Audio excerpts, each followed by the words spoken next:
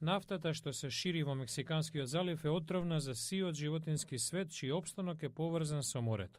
Веќе е забранет риболовот поради стравување од загаденост. Сега официјални лица ги надгледуваат морските птици погодени од инцидентот.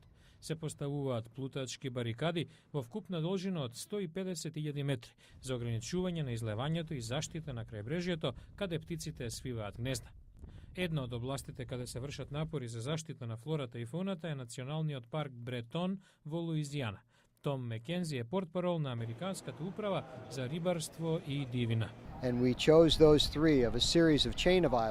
Ги одбравме трите острови што го сочинуваат Брентон, затоа што таму се гнездата на кафените пеликани, кои немаат каде да одат. Центарот во близина на Форт Джексон е еден од 4 за лекување на пеликани и други затруени птици, со капацитет да прими 200. Джей Холкомб од Меѓународниот истражувачки центар за спасување на птици објаснува зошто нафтата е голема опасност за нив.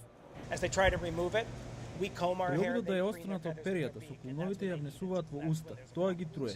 Силните ветришта и кранови само ја направија ситуацијата потешка, спречувајќи ги бродовите да трагаат по погодените птици и да утврдат колкава е штетата.